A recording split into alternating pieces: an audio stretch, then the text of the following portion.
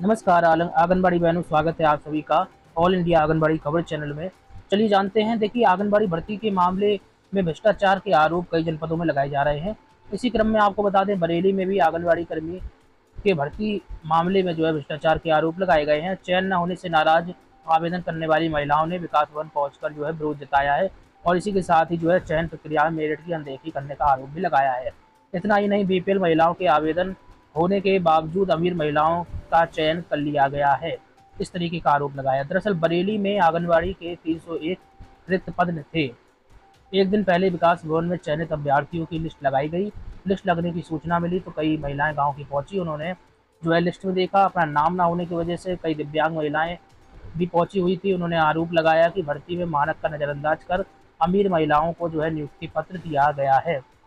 BPL card धारक और गरीबी वाले भी हैं, उनका नहीं किया गया। इस कारण से काफी आक्रोश देखने को मिल रहा है।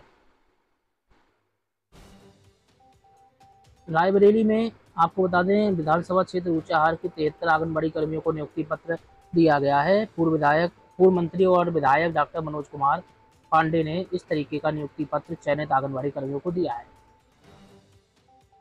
एक बड़ी ही दुखद खबर आई है रायपुर से। यहाँ पर 55,000 आंगनबाड़ी कार्यकर्ताओं के सरकारी मोबाइल नंबर का डाटा हैक हो गया। रायपुर छत्तीसगढ़ से बड़ी खबर है। यहाँ पर राज्य में 55,000 आंगनबाड़ी कर्मियों के मोबाइल से डाटा हैक होने की खबर आई है। 26 लाख हितग्राहियों का डिटेल है इसमें। ये डेटा ठग गैंग के पास पहुंच गया है। इस कारण से इन लाखों महिलाओं के ठगे जाने का संकट भी मंडराने लगा है। दरअसल आंगनबाड़ी कार्यकर्ताओं के मोबाइल में जितनी हितग्राहियों की हिस्ट्री है, ऑनलाइन ठग उन्हें टारगेट कर रहे हैं। यानी कि जो आप लोग डाटा फीड कर रहे हैं वह डाटा सुरक्षित नहीं है। हैकर्स उसमें भी सेंध लगाने का काम कर रहे हैं। ये बड़ा मामला निकल कर आया है। आपको बता दें, जालसाज नोडल अधिकारी बनकर भी ठगी कर रहे हैं या फिर कार्यकर्ता से कॉन्फ्रेंस कॉल लगवा कर ठगी करने के मामले आए हैं और भी मामले बढ़ सकते हैं। उत्तर प्रदेश में जो भर्ती चल रही है, ये मामला हाईकोर्ट पहुंचा है और अभी हाल ही में हमने आपको बताया था हाईकोर्ट का बयान क्या आया है था। दरअसल इलाहाबाद हाईकोर्ट ने बयान दिया है, आंगनबाड़ी कर्मी पद पर नियुक्ति के लिए उम्मीदवार के पास स्नातक या परास्नातक की डिग्री होना अप्रासंगिक है। न्यायालय ने कहा है कि मेरिट सूची न्यूनतम योग्यता यानी हाई स्कूल इंटरमीडिएट योग्यता के आधार पर ही तैयार की जानी है, न कि स्नातक और परास्नातक डिग्री के आधार पर। तो एक बड़ा बयान है और निश्चित तौर पर ये बयान अब आया है। ऐसे में कई जनपदों की भर्ती संपन्न हो चुकी है। तो अब इसका फायदा क्या होगा, क्योंकि मेरिट लिस्ट तैयार होने के बाद ज्वाइनिंग लेटर भी वितरण हो गए हैं। लेकिन कोर्ट ने क्या कहा है, न्यायालय ने क्या कहा है, मेरिट सूची न्यूनतम योग्यता जो इंटरमीडिएट तक है उसके आधार पर तैयार की जाए, न कि स्नातक या फिर परास्नातक के नंबर जोड़े जाए।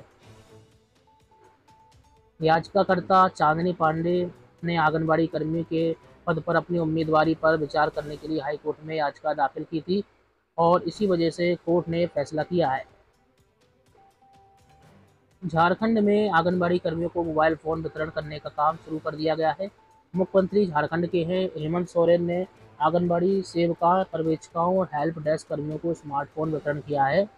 उन्होंने कहा है, तकनीक बदल रही है, ऐसे में आंगनबाड़ी कर्मियों के माध्यम से संचालित योजनाओं, सेवाओं और गतिविधियों में डिजिटलाइजेशन को बढ़ावा दिया जा रहा है।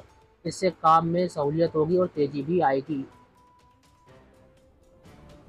तो आंगनबाड़ी कर्मियों को झारखंड सरकार मोबाइल फ़ोन उपलब्ध करा रही है और मोबाइल फ़ोन के जरिए डेटा फीडिंग का काम किया जाएगा।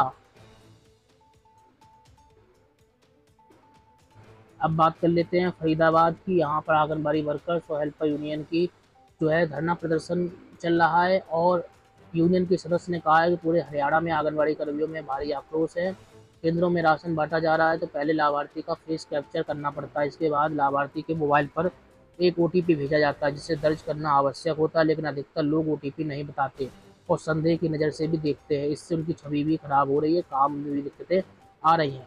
अब फेस रीडिंग वाली बात, फेस कैप्चर वाली बात भी निकल कर सामने आई। इसमें भी आपको बता दें बड़ी समस्या पैदा हो गई है।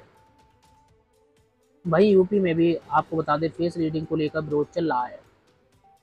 फेस कैप्चर होने के बाद ही लाभार्थी को वितरण किया जाएगा पोषाहार। इस वजह से काफी आक्रोश आंगनबाड़ी कर्मियों में देखने को मिल रहा है। ये आप देख रहे हैं सांसद हैं जगदम्बिका पाल। इन्होंने एक बार फिर से आंगनबाड़ी कर्मियों के हित यानी कि मानदेय बढ़ाए जाने का मुद्दा उठाया है। सिद्धार्थनगर के सांसद जगदम्बिका पाल ने आज संसद में आंगनबाड़ी कर्मियों के हित की लेकर आवाज उठाई है। कमेंट बॉक्स में अपनी प्रतिक्रिया रखिए इनके लिए। चैनल को सब्सक्राइब नहीं किया तो करें, लाइक और शेयर करना मत भूलें। मानदेय वृद्धि, अवकाश और पेंशन जैसी सुविधाओं की मांग इन्होंने की है।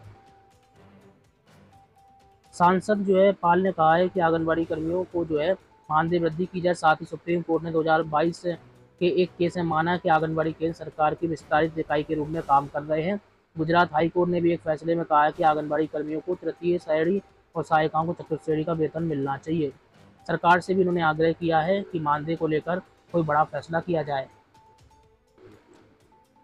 वही बात कर लेते हैं, देखिए देश के अलग अलग राज्यों में प्रदर्शन की खबरें हैं। केरल में भी आंगनबाड़ी कर्मियों के एक समूह द्वारा प्रदर्शन किया गया था। केरल के तिरुवनंतपुरम में यहाँ पर भारतीय राष्ट्रीय आंगनबाड़ी कर्मचारी महासंघ के बैनर तले यह कार्यक्रम था, जिसमें जो है फिलहाल हड़ताल को अस्थायी रूप से वापस ले लिया गया है। संगठन द्वारा बताया गया कि सरकार मानदेय, पेंशन और त्योहार भत्ते में वृद्धि समेत उनकी अन्य मांगों पर गौर करने के लिए 10 दिन के भीतर एक समिति गठित करेगी। संगठन द्वारा जारी विज्ञप्ति के अनुसार सरकार ने आश्वासन दिया है कि समिति के रिपोर्ट के आधार पर आवश्यक कार्रवाई की जाएगी और रिपोर्ट 90 दिन के भीतर मिलने की उम्मीद है। तो आंगनबाड़ी कर्मियों का प्रदर्शन का फिलहाल अस्थायी तौर पर जो है स्थगित कर दिया गया है। मानदेय का भुगतान 3 चरणों की बजाय एक ही किस्त में करने की मांग के संबंध में भी सरकार ने आश्वासन दिया है।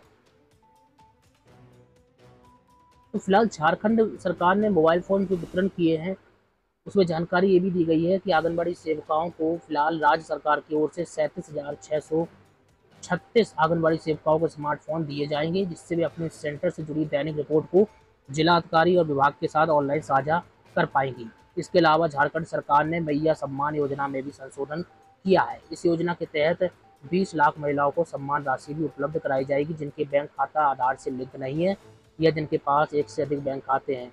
हालांकि अप्रैल से पहले जो है आधार से खाता लिंक नहीं होने पर योजना का लाभ नहीं मिल पाएगा।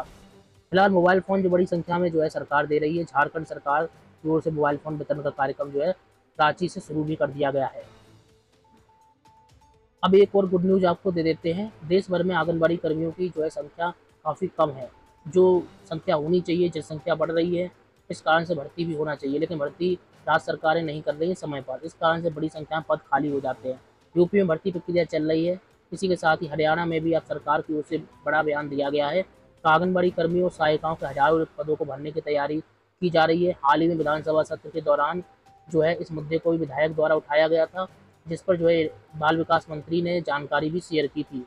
उन्होंने बताया था कि करनाल जनपद में आंगनबाड़ी वर्करों के 1479 स्वीकृत पदों में से 135 1300 जो है 55 पद भरे हुए हैं। यानी कि जहाँ जहाँ वैकेंसी खाली है, कुल मिलाकर हरियाणा सरकार वहाँ वहाँ आंगनबाड़ी कर्मियों और सहायिकाओं के पदों को भरने की तैयारी कर रही है। आप देख सकते हैं कितनी संख्या में जो है अभी पद खाली हैं और कितनी संख्या में कर्मचारी हैं।